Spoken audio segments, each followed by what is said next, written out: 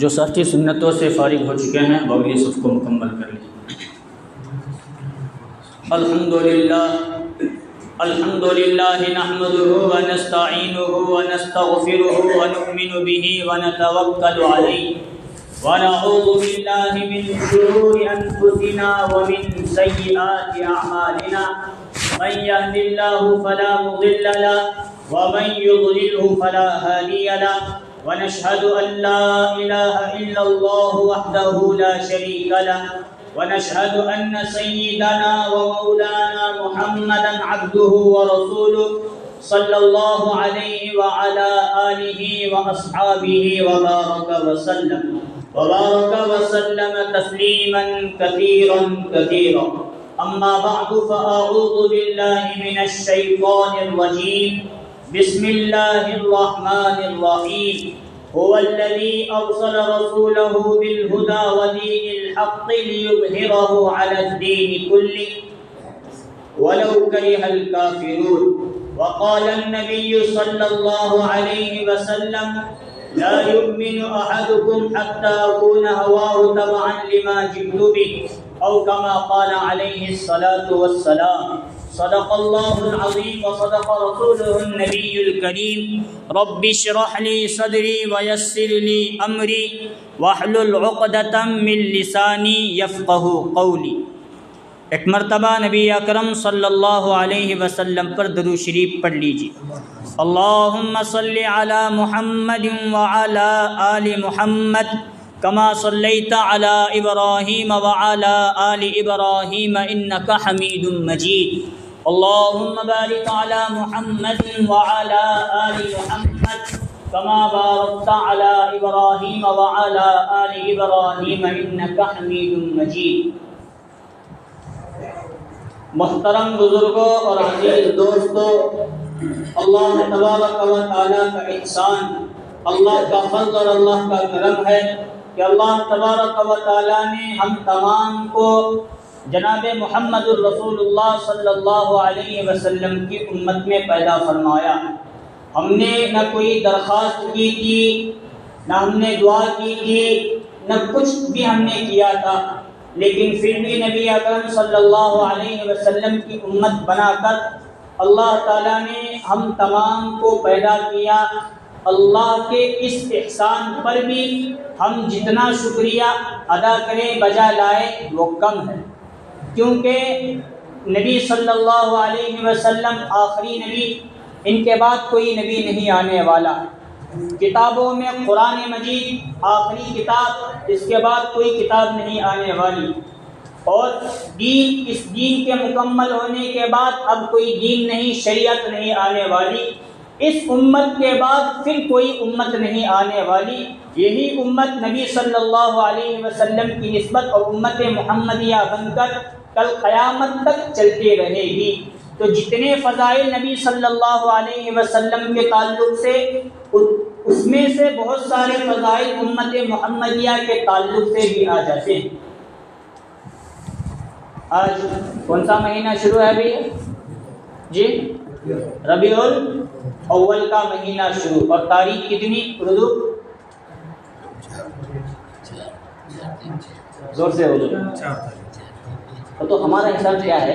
ہمارے سامنے یہ جو گھڑی ہے اسے دیکھتے ہی ہوتا ہمارا حساب، مطلب چاند دیکھنے کا نہیں۔ رمضان تو رمضان بھی تھا، وہ بھی ماحول کیا بنے، عید کا چاند ہمیں ہوتا ہے دیکھنے والے، وہ بھی عید الفطر کا روزہ رکھو تھکے رہتی، عید تو پہلے کا بھی، وہ رمضان کا چاند بھی ہم نہ دیکھوں وہ تکلیف نہیں ہوتی ہے، ابھی عید الاضحیٰ کا چاند کون نکلتا ہے وہ ہم نہ معلوم نہیں نستا، اس میں بھی اختلاف ہوتا ہے، عید کل ہے کہ پرسوں ہے، مطلب 9-10 دن پہلے چاند دکھے کہ نہیں دکھا۔ ابھی ہمارا کیا کیلنڈر، اس کیلنڈر کو دیکھے، یہ جو گھڑی ہے آٹومیٹک گھڑی، اسے دیکھے ہاں اس پر ہمیں اطمینان۔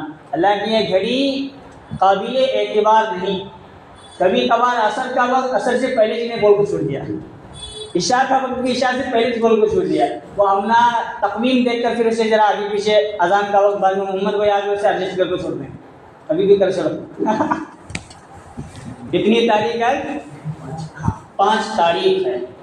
ربیع الاول کا مہینہ نبی اکرم صلی اللہ علیہ وسلم کی پیدائش کا مہینہ ہے۔ گویا ہم نے ایک طریق اور ایک اصول یہ بنایا ہے، ربیع الاول کا مہینہ آتا ہے تو ہم نبی صلی اللہ علیہ وسلم کی سیرت جیسے جمعہ میں ہمیں موقع ملے گا یا جیسا موسم اور ماحول ہوگا اس کے اعتبار سے ہم تھوڑی بہت سیرت بیان کرنے کی کوشش کرتے ہیں، ورنہ کوئی دن، کوئی لمحہ، کوئی وقت، کوئی جمعہ، کوئی بیان ایسا نہیں ہوتا جس میں اللہ تبارک و تعالیٰ کے ساتھ نبی اکرم صلی اللہ علیہ وسلم کی باتیں، سنتیں، احادیث، حضور کا تذکرہ، سیرت، صورت، چلنا پھرنا، اٹھنا بیٹھنا، یہ امت محمدیہ کا کوئی فرد چاہے وہ عالم ہو یا غیر عالم ہو تذکرہ نہ کرتا ہو، یہ ہو نہیں سکتا۔ بس ربیع الاول کی نسبت سے یاد دہانی کرنے کے، یاد تازہ کرنے کے لیے اسی مہینے میں نبی صلی اللہ علیہ وسلم کی پیدائش ہوئی اور اسی مہینے میں نبی صلی اللہ علیہ وسلم کی، اب میں پیدائش کی تاریخ کیا وفات کی تاریخ انشاءاللہ آئندہ جمعہ کوشش کریں گے۔ اس مرتبہ نبی صلی اللہ علیہ وسلم کی ذات اقدس یہ پیدا ہونے سے پہلے بھی مبارک تھی اور پیدا ہونے کے بعد بھی، اور انتقال پردہ فرمانے کے بعد آج تک اور صبح قیامت تک نبی صلی اللہ علیہ وسلم کی ذات اقدس کے برکات ظہور ہوتے رہے، ہوتے ہیں اور انشاءاللہ کل قیامت تک بھی ہوتے رہیں گے۔ جب حضرت آمینہ، یہ کون ہے حضور کی؟ ہمیں سب آگے میں انشاءاللہ ساتھ آؤ آگے اور پیچھے بیٹھو نہ، ہاں اگر کوئی عذر ہے ٹیکا لگانے کا کوئی مسئلہ نہیں، آؤ بیچ کی جگہ خالی ہے اور آگے بیچ میں جگہ خالی شروع ہوں۔ میں کیا بول رہا تھا؟ حضرت آمینہ کون ہے؟ نبی صلی اللہ علیہ وسلم کی ماں، والدہ محترمہ ماں، اور ابا کا نام کیا؟ حضرت عبداللہ۔ یہ دو نام یاد رہے، بہت آسان نام ہے، ہمیشہ یاد رکھنے۔ حضرت عبداللہ رضی اللہ عنہ جب جوان ہوئے تو ان کے والد یعنی حضور کے دادا، کیا نام؟ عبد المطلب نے ان کو رشتہ دیکھنا شروع کیا اور کئی رشتے ان کے پاس آتے رہے اور جاتے رہے، انہیں پسند نہیں کرتے رہے، لیکن مقدر حضرت آمینہ کا تھا جو دیندار تھی، نیک تھی، متقی، پرہیزگار، ہر اعتبار سے باحیا۔ بہت سارے لڑکیوں کو دیکھنے کا بعد ان کا انتخاب حضرت عبداللہ نے اپنی بیوی کے طور پر کیا اور عبد المطلب نے اپنے بہو کے طور پر۔ گویا اس سے پہلے کاہنوں نے اور یہود و نصارہ کی عورتوں نے اپنی کتابوں میں دیکھا عبداللہ کے پیشانی پر ایک نور چمک رہا ہے، وہ نور ہے نور محمد کا، وہ جب ہمارے پیٹ سے دنیا میں آئیں گے تو ہمارا مقدر بھی جاگ جائے گا۔ کوشش وہ کرتے رہے لیکن کسی سے ان کا نکاح نہیں ہوا۔ بالآخر حضرت آمینہ رضی اللہ عنہا سے حضرت عبداللہ رضی اللہ عنہ کا نکاح ہوا، اور ہوا ایسے، نکاح ہونے کے بعد شب زفاف وغیرہ منائی گئی۔ چند مہینوں میں بچہ نبی صلی اللہ علیہ وسلم عالم ارواح سے منتقل ہو کر ماں کے پیٹ حضرت آمینہ کے پیٹ میں آ گئے، اور ادھر ہونا ایسا ہوا اللہ نے نبی صلی اللہ علیہ وسلم کو دنیا میں جو لانے کا فیصلہ کیا تھا وہ یتیمی کی حالت میں اور باپ کے سائے کے بغیر لانے کا فیصلہ کس نے کیا؟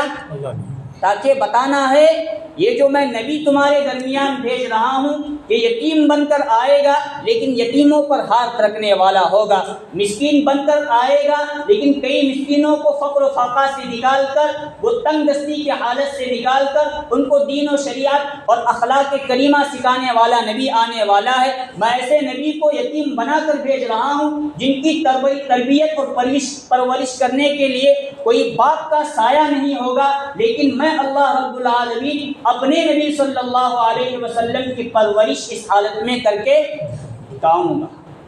جب چند مہینوں کے بعد حضرت عبداللہ کا انتقال ملک شام کے سفر میں یثرب مدینہ منورہ میں انتقال ہوا تو حضرت آمینہ اس پیٹ کے بچے کی پرورش کرنے لگی، پالنے لگی، اور ان کے اعتبار سے اس زمانے میں ان کو اتنے اچھے اچھے خواب نظر آنے لگے، گویا ان کو ایک بشارت دی جا رہی تھی تمہاری حیثیت بھی کوئی معمولی نہیں، اور تمہارے پیٹ کے اندر جو بچہ ہے وہ تمام انبیاء کا سردار ہے، پوری دنیا کو کفر، شرک، بدعت، ظلمت، ضلالت کی تاریکیوں سے نکال کر نور نبوت اور اللہ کی وحدانیت کی طرف لانے والا ہے۔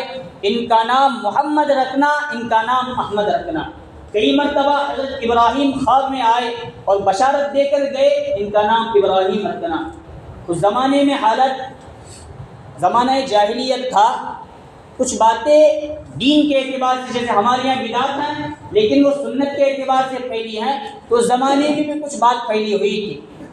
کوئی عورت حاملہ بن جائے تو ہاتھوں کے اندر کنڈا ڈالنا، حمل نہ گرے، تعویذ پہننا، حمل نہ گرے، تو زمانے کے جو رسم و رواج بن چکے تھے جسے لوگوں نے دین اپنایا تھا، لوگوں میں مستورات میں چرچا ہوا۔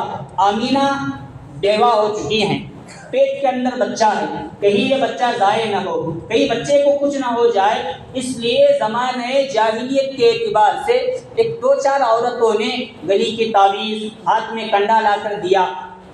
وہ منع تو کرتی رہی لیکن بچے کا سوچ کر انہوں نے پہن لیا۔ رات میں حضرت ابراہیم علیہ السلام خواب میں آئے اور حضور صلی اللہ علیہ وسلم کی ماں حضرت آمینہ کے خواب میں آ کر اشارہ کیا، جو کچھ تمہارے جسم پر یہ گندگی ہے اسے ختم کرنے کے لیے تمہارا بچہ آ رہا ہے، کیونکہ وہ تعویذ بھی سنتی تعویذ نہیں تھی، غلط تعویذ تھی، اور جو کنڈا وغیرہ تھا وہ بھی حضرت ابراہیم نے جو انگلی سے اشارہ کیا، صبح اٹھ کر دیکھتے ہیں تو وہ ہاتھوں سے گرا ہوا تھا، نکل ختم ہو چکا تھا۔ حضرت آمینہ فرماتی ہیں میرے پیٹ میں محمد ہیں، بچہ پیدا ہونے والا ہے، میں اسی حالت میں کنویں پر جاتی ہوں، عورتیں مجھ سے پہلے رسی ڈول ڈال کر پانی نکالتی ہیں، لیکن جیسے ہی میں کنویں پر جاتی ہوں پورا کا پورا پانی کنویں کے نیچے سطح سے اٹھ کر کنویں کی منڈیر پر آ جاتا ہے۔ سب عورتیں مجھے آگے کرتی تاکہ ہم بھی پانی آسانی کے ساتھ لے سکیں۔ حضرت آمینہ فرماتی ہیں پیٹ میں بچہ محمد ہے اور میں مکہ المکرمہ کی گرمی بہت سخت گرمی، آج بھی ہمارے یہاں تو ابھی بارش کا موسم ہمیں لگ رہا ہے، لیکن جب ہم عمرے پر گئے تو معلوم پڑا بارش کے نام کا کوئی قطرہ نہیں، اور بغیر چپل کے باہر گئے تو کوڑے وغیرہ قومیں کیا جان ہے کہ نہیں گرمی، ویسے آج اور اس سے خطرناک گرمی زمانہ جاہلیت میں، کیونکہ کوئی سایہ دار چیز ہی نہیں تھی، درخت بھی تھا تو یکا دکا کئی جگہ، ورنہ عمارتیں نہیں، جھوپڑ پٹی وغیرہ کا وہ زمانہ تھا۔ اس زمانے میں حضرت آمینہ فرماتی ہیں پیٹ میں محمد ابن عبداللہ میرا بیٹا، میں اسی بطن اور حمل کی حالت میں کسی جگہ جاتی ہوں تو بادل میرے اوپر سایہ کیا ہوا کرتے، کسی درخت کے نیچے جا کر بیٹھتی ہوں تو ان کے درخت کے شاخیں، ٹہنیاں اور اس کے پتیاں پورا اپنا سایہ پھیلا کر میرے اوپر کر دیا کرتے تھے۔ حضرت آمینہ فرماتی ہیں ہر اعتبار سے میں کسی پتھر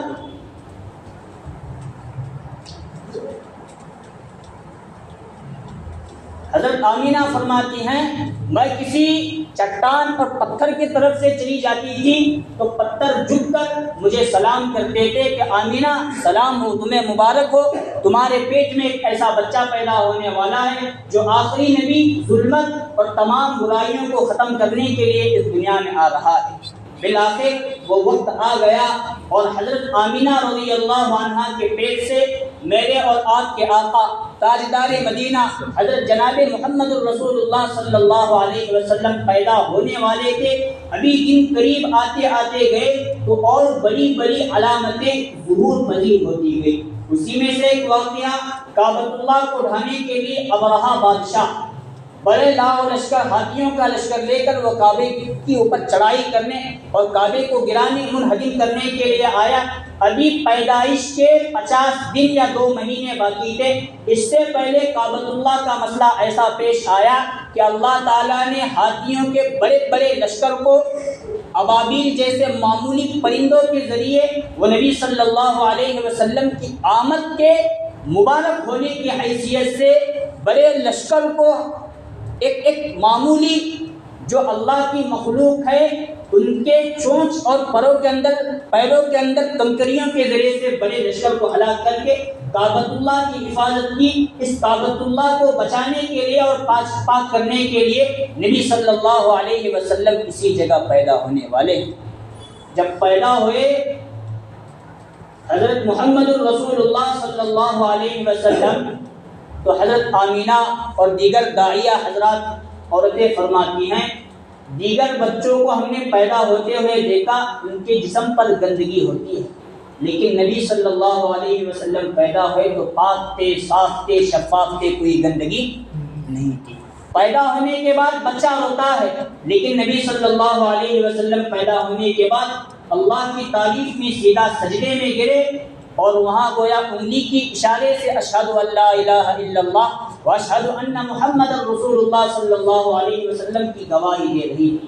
حضرت آمینہ فرماتی ہیں پیدا ہونے کے بعد قیصر و کسریٰ جو اس وقت کی بڑی طاقت اور سپر پاور طاقت سمجھی جاتی تھی، وہاں زلزلہ ایسا خطرناک آیا کہ ان کے جو بت خانے بنے ہوئے تھے بت خانے گرے، بت خانوں کے ساتھ بت بھی گر کر ختم ہو گئے۔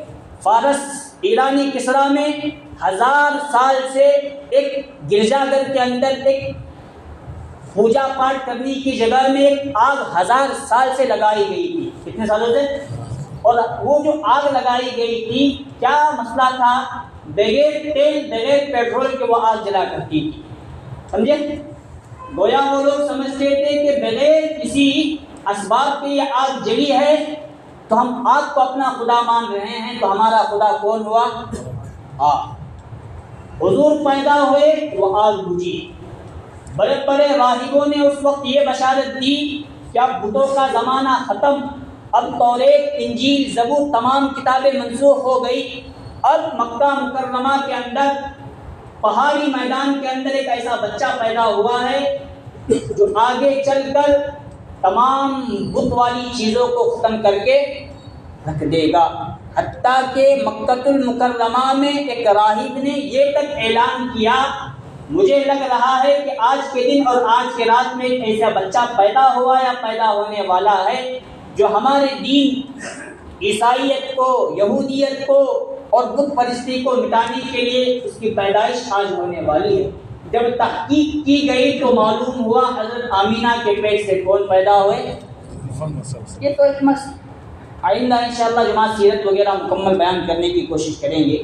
میں اصل میں یہ بیان کرنا چاہتا ہوں ابھی نبی کی پیدائش ہوئی نہیں، اس سے پہلے کفر اور شرک کو ختم کرنے کی بشارتیں دی گئی اور ایک کہ نہیں، ادھر نبی کی پیدائش ہوئی، ابھی 1-2 گھنٹے کا بچہ محمد صلی اللہ علیہ وسلم ہے، لیکن بڑے بڑے ملکوں کے اندر کیا مراحل پیش آ رہے تھے، کیا واقعات؟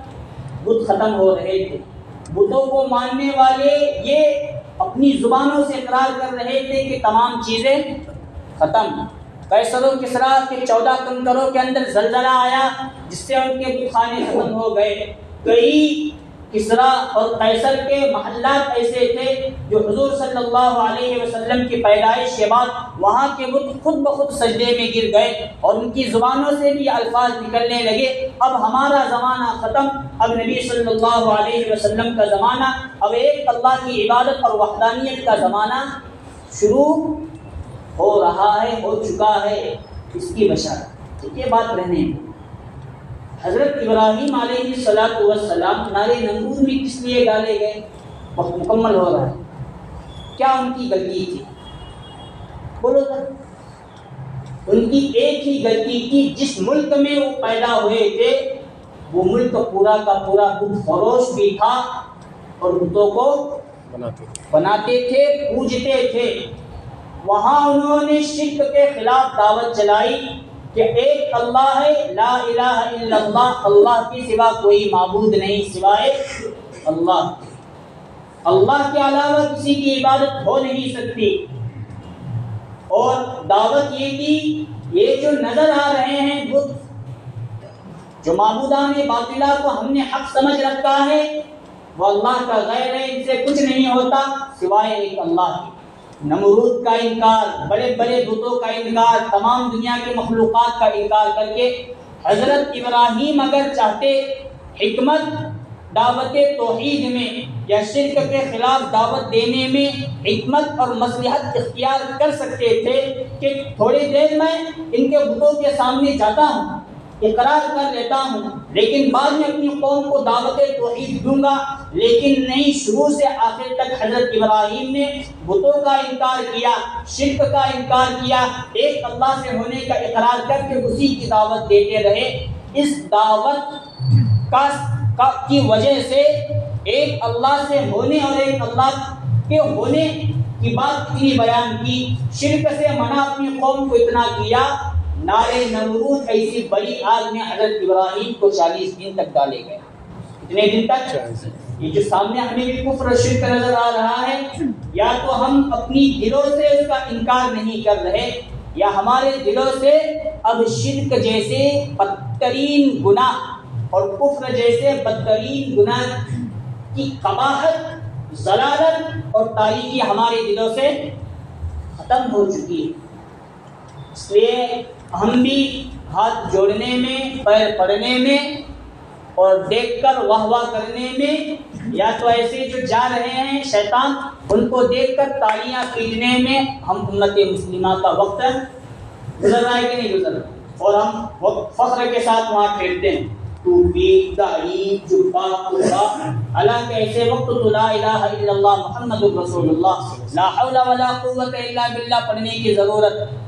نبی صلی اللہ علیہ وسلم مکہ المکرمہ میں اتنے ستائے کیوں گئے 13 سال؟ حضور خود فرماتے ہیں تمام انبیاء کی تکالیف ایک طرف اور میری تکلیف. کیا وجہ تھی؟ یہی وجہ تھی جو کعبۃ اللہ کے اندر، کعبۃ اللہ کے ارد گرد اور جتنے گھر مکہ المکرمہ کے تھے، ہر گھر کے اندر بت رکھے ہوئے تھے. ان کا انکار کرنے پر نبی صلی اللہ علیہ وسلم پر کوڑا بھی پھینکا گیا. ان کا انکار کرنے پر، شرک کی قباحت بیان کرنے پر نبی صلی اللہ علیہ وسلم کے راستوں کے اندر کانٹے بچھائے گئے. شرک کے خلاف بولنے پر نبی صلی اللہ علیہ وسلم پر پتھر برسائے گئے. شرک کا انکار کرنے پر مکہ کے اوباش لوگوں کو نبی صلی اللہ علیہ وسلم کے پیچھے لگا دیا گیا. شرک کا انکار کرنے پر اور ایک اللہ سے ہونے کے اقرار کرنے پر طائف کے سفر میں حضور صلی اللہ علیہ وسلم بری طرح زخمی ہوئے. یہ سب کچھ کرنے کی وجہ سے مکہ المکرمہ سے ہجرت کر کے نبی صلی اللہ علیہ وسلم کو مدینے کا راستہ اور منزل اختیار کرنا پڑا. یہی وجہ تھی کہ کفر اور شرک کا انکار کرنا اور دعوت توحید کی تبلیغ کرنا اور اس پر عمل کرنا یہ امت مسلمہ کے لیے ضروری، اور یہی چیز کو دیکھ کر اللہ تعالیٰ نے بھیجا تھا. جو قرآن مجید میں نے پڑھا هو الذی ارسل رسولہ بالہدی ودین الحق، اللہ تعالیٰ نے ہدایت اور دین حق نبی صلی اللہ علیہ وسلم کو دے کر بھیجا ہے. گرچہ کفار کو، مشرکین کو یہ دعوت توحید رسول اللہ صلی اللہ علیہ وسلم کی پسند نہیں آتی اور حضور کے قتل کرنے کے در پہ وہ لوگ ہوا کرتے ہیں. یہ دعوت حضرت انبیاء کی تھی، یہ دعوت میرے اور آپ کے آقا حضرت محمد صلی اللہ علیہ وسلم کی تھی اور ہے، اور یہی دعوت صحابہ اکرام، تابعین، تبع تابعین، اولیاء اکرام کی تھی. ہم نے اپنے اندر دعوت توحید کو نہ اپنانے کی وجہ سے یا ہلکا سمجھنے کی وجہ سے شرک جیسے برے عمل کو ہم برا سمجھنے کے لیے تیار نہیں. اتنے لوگ ایسے ماحول اور موسم میں ہم مسلمانوں کو نظر آتے ہیں، یا تو ان کی محبت ہمارے دلوں میں ہے، اگر محبت نہیں تو اس کو ہم ہلکا نہیں سمجھ رہے. ایسے مجالس کے اندر شرکت کرنے کو سیاسی اعتبار سے ہو یا کسی دنیاوی معاملے کے اعتبار سے ہو، اپنے آپ کا کالر بلند کرنا ہم اپنے آپ کو فخر محسوس کرتے ہیں. حالانکہ یہی وہ دعوت تھی. اسی چیز کا انکار کرنے کی وجہ سے حضرات انبیاء پر اتنی تکالیف، مشقتیں، مصیبتیں جھیلنا پڑی، اور یہ امت ان تمام قربانیوں کو یاد رکھتے ہوئے ایسے شیاطین کے ماحول کے آنے کے وقت، موسم کے آنے کے وقت ہم بھی ان گناہوں کے اندر مبتلا رہے. تو جو لا الہ الا اللہ محمد الرسول اللہ صلی اللہ علیہ وسلم کا تقاضا تھا اس کو پورا نہ کرنے کی وجہ سے گویا ہم مشرک ہوئے، اللہ کا انکار کرنے کی وجہ سے ہم مشرک ہوئے، نبی صلی اللہ علیہ وسلم کا انکار کرنے کی وجہ سے ہم مشرک ہوئے۔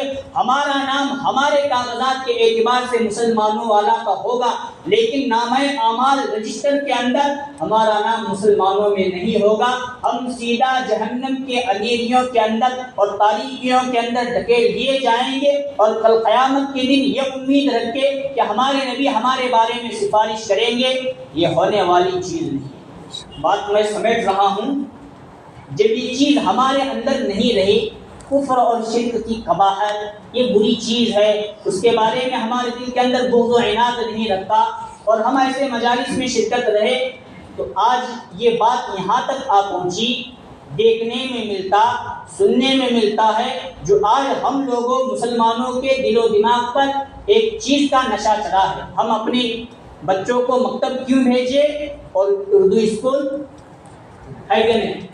میں کہاں بھیجنے والا؟ بولو بابا، انگلش میڈیم بریانی وغیرہ کھا پائیں کیا؟ نیند کا غلبہ دو، کہاں بھیجنے والا؟ کال میں، جہاں کنڑ انگلش، جہاں مطلب ایک چپ کیک بنا کر وہاں سے بچے کو فارغ کیا جا رہا ہے۔ جا کر دیکھے ابھی، یا بچوں سے ہم نے سنا ایسے ماحول میں ان کو ہاتھ، بلکہ ابھی تو واٹس ایپ کا زمانہ، سوشل میڈیا کا زمانہ، خود وہاں سے ویڈیوز ہم تک پہنچ رہے ہیں، مسلم لڑکیاں مسلم لڑکے کلمات کفر اپنی زبان سے کر رہے ہیں۔ ابھی ہمارے یہاں کا بھی جائزہ لو، بلکہ جائزہ لینے کی ضرورت نہیں، جتنے ماں باپ ہیں وہ ایک جگہ بیٹھ کر اس کا مشورہ کرے۔ ہم دنیاوی تعلیم دینے کے لیے تو تمہارے حوالے کیے ہیں، دین سے پھرانے کے لیے نہیں۔ ایسا کچھ ہو سکتا ہے تو کرو، بڑوں کو لے کر کرو، چھوٹے کر سکتے ہیں کرو، دنیاوی تعلیم تم کس اعتبار سے دلاتے ہو دلاؤ، لیکن ہمارا بچہ مسلمان ہوتے ہوئے دنیاوی تعلیم حاصل کرے، ایمان اور قرآن نماز چھوڑ کر، دین کو چھوڑ کر دنیاوی تعلیم حاصل کرنے کے چکر میں وہ کافر اور مشرک یہ ہو رہا ہے۔ اصل میں یہ ہمارے دل و دماغ سے کفر اور شرک نکلا۔ ہمارے بچے جو مکتب بھی آتے ہیں تھوڑے وقت کے لیے، لیکن ایسے مجالس کے اندر گھومتے پھرتے نظر آتے ہیں۔ اصل میں وہ تعلیم وہاں سے انہیں سکھائی جا رہی ہے، اس وقت یہ تمہیں بولنا ہے، اس وقت یہ تمہیں کرنا ہے، اور یہ کرتے کرتے کرتے کرتے دل سے، دماغ سے مشرکانہ افعال کے اعمال کی محبت دل میں بیٹھ رہی ہے اور نفرت ختم ہو رہی ہے۔ یہ اصل میں ہم لوگوں کو آج سمجھنے کی ضرورت ہے۔ حضرات انبیاء علیہم السلام نے اپنی اولاد کی فکر کی کہ میں تو اللہ کا نبی، حضرت جبریل آیا کرتے تھے، میں تو کلمے کی موت مر رہا ہوں، لیکن تم میرے بعد کیسے مر؟ حضرت یعقوب علیہ السلام کے بارے میں آتا ہے، قرآن مجید نے فرمایا ام کنتم شہداء اذ حضر یعقوب الموت اذ قال لبنیہ ما تعبدون من بعدی۔ جب انتقال حضرت یعقوب کا ہونے لگا، اپنے 12 کے 12 بیٹوں کو اپنے سامنے موجود کیا اور فرمایا ما تعبدون من بعدی، تم میرے بعد کس کی عبادت کرو گے؟ یہ سوال کون کر رہے ہیں؟ حضرت یعقوب۔ اور یعقوب کون ہے؟ نبی، خود نبی، ان کے باپ نبی، اور ان کے باپ حضرت وہ قربان ٹیم کا یاد کریں گے، حضرت اسحاق علیہ السلام، بعد میں دادا نبی حضرت ابراہیم علیہ السلام۔ ادھر دیکھیں تو حضرت یعقوب کے چاچا نبی حضرت اسماعیل، اور حضرت نیچے حضرت یعقوب کے بیٹے حضرت یوسف علیہ السلام نبی، اور 11 کے 11 اولیاء اکرام۔ ایک نبی اور 11 اولیاء کو حضرت یعقوب سوال کر رہے ہیں ما تعبدون من بعدی، میرے بعد تم کس کی عبادت کرو گے مجھے بولو پہلے۔ ہم لوگوں کو اپنے اولاد کی ایسے ماحول میں جہاں ہم مسلمان کسی چیز کی دعوت کا اثر نہ اپنے اندر لے رہے ہیں، دعوت توحید کا نہ کرنے کے لیے تیار ہیں، کفر اور شرک کے ماحول کی دعوت کو اپنے اندر سمو رہے ہیں، اس وقت جب ہم پڑھے لکھے ہیں، ہم سمجھدار ہیں، ہمیں دنیا اور دین میں فرق ہے، ہمارے بچے تو ابھی معصوم ہیں، ان کو اس چیزوں کے بارے میں علم نہیں، ان کو ہم اپنے ہاتھوں سے نکال کر غیروں کے ہاتھوں کا کھلونا بنا رہے ہیں، تو ہم اپنے اولاد کی تربیت اور تعلیم کے تعلق سے اور زیادہ ہمیں سوچنے کی ضرورت ہے۔ اگر ہم مکتب اور وہاں کی اسکول کی نظام کو بنا نہیں سکتے، بھیجنا ادھر چاہتے ہیں، تو کوئی ایسے نظام کا آنا ضروری ہے۔ بڑے بچے ہمارے لیکن مسلمان ہونے کی حالت میں، کافر اور مشرک ہونے کی حالت میں نہیں۔ بات کہاں سے چلی؟ حضرت نبی صلی اللہ علیہ وسلم پیدا ہونے کے فوراً بعد دنیا سے ظلمت اور کفر کا خاتمہ ہونا شروع ہوا، اور حضرت آمینہ رضی اللہ عنہ کون ہے؟ یہ حضور کی ماں۔ انہوں نے حضور صلی اللہ علیہ وسلم کا نام احمد رکھا اور عبد المطلب نے محمد۔ گویا یہ دونوں نام اللہ کی طرف سے ان کے دل پر القاء کیے گئے اور انہوں نے اسی نام کو پسند کیا۔ عبد المطلب سے بھی پوچھا گیا، حضرت آمینہ سے بھی پوچھا گیا، ایسا نام نہ تمہارے خاندان میں کبھی گزرا، نہ کسی جگہ ہمیں پورے مکہ میں، پوری دنیا میں محمد اور احمد نام کا کوئی بچہ نہیں ملتا، کیا وجہ ہے کہ تم نے نام؟ عبد المطلب نے کہا، میرا جو بچہ محمد میرا پوتا ہے، محمد نام کے معنی ہوتے ہیں پوری دنیا ان کی تعریف کرے گی، مجھے خواب میں بتائے گئے، اس لیے میں نے ان کا نام رکھا۔ اور حضرت آمینہ سے پوچھا گیا، عورتوں نے پوچھا، تو حضرت آمینہ نے فرمایا، میں نے اپنے بیٹے کا نام احمد رکھا، اور احمد کے معنی ہوتے ہیں اللہ کی پوری کائنات میں سب سے زیادہ تعریف کرنے والا۔ یہ دو نام رسول اللہ صلی اللہ علیہ وسلم کو پسند، اللہ کو پسند، صحابہ اکرام کو پسند، اور پوری امت مسلمہ کو بھی پسند ہونا ضروری۔ آج ہم نئے ناموں کی ضرورت، یہ نام آج پرانے 1400 سال کی پرانی ہے، کیا رکھنے کی ضرورت؟ ان ناموں کی فضیلت بھی۔ علماء بیان فرماتے ہیں احادیث کی تشریح میں، جس بچے کا نام محمد ہوگا، اس گھر کے اندر اللہ تعالیٰ رزق کی بارش کرتے، اس محلے کے اندر بارش کر دیتے ہیں اس کو۔ اور آگے اور حدیث میں آتا ہے، حضور فرماتے ہیں کل قیامت کے دن فرشتہ اعلان کرے گا، محمد اٹھیے جنت کے اندر چلے جائیے۔ جتنے محمد نام کے لوگ ہوں گے وہ تمام کے تمام چلے جائیں گے، لیکن فرشتہ نام محمد کی فضیلت کو سامنے رکھتے ہوئے کسی کو بھی نہیں۔ اس لیے محمد اور احمد نام رکھنا ہمارے لیے بہت ضروری چیز ہے۔ آج کل ہم نئے نام کے چکر میں اپنے بچوں کے نام ادھر ادھر کے ایسے رکھ دیتے ہیں جس کا معنی بھی کچھ نہیں، اور معنی ہے تو بھی برا معنی۔ کہتے ہیں، سے عالم نے بیان کیا، ایک لڑکا پیدا ہوا تو اس کا نام پہلے انہیں رکھے اختر، کیا نام؟ دوسرا بھی بیٹا پیدا ہوا تو انور، تیسرا افسر، چوتھا پیدا ہوا ابھی اس وزن کے انور، اختر بھی، کیا بولا میں، افسر، ایسے نام کا ملے گا نہیں، اور تینوں بیٹے پیدا ہوا، چوتھا بھی بیٹا پیدا ہوا، ابھی نام تلاش کرا تو ملا نہیں، آخرکار مولانا پاس آنا تو کیا بھی رہنا، آنا ہے مولانا پاس آئے تو مولانا پوچھے پہلے کا نام کیا؟ انور، دوسرے کا افسر، تیسرے کا افسر، چوتھے کا نام بس کر وزن چھوڑنے کی بھی شوق کچھ لوگوں کو ہوتا ہے۔ ایسے نام نہ رکھے بلکہ نام محمد رکھے، نام احمد رکھے، نام عبداللہ رکھے، عبد الرحمن رکھے۔ یہ نبی صلی اللہ علیہ وسلم کی سیرت کی کچھ جھلکیاں ہیں جو ہمیں سبق دیتی ہیں کہ کفر اور شرک یہ بہت بڑی تاریکی ہے۔ ہم مسلمانوں کو خود بھی اس سے بچنا ہے اور اپنے اولاد کو بھی بچانا ہے۔ اللہ تعالیٰ سے دعا ہے اللہ تعالیٰ ہم تمام کو ان کئی ہوئی باتوں پر عمل کی توفیق نصیب فرمائے، آمین۔ وآخر دعوانا الحمدللہ رب العالمین۔ بیچ میں بہت ساری جگہ کھلی ہے، پیچھے لوگ ایسے ہی بیٹھے، آگے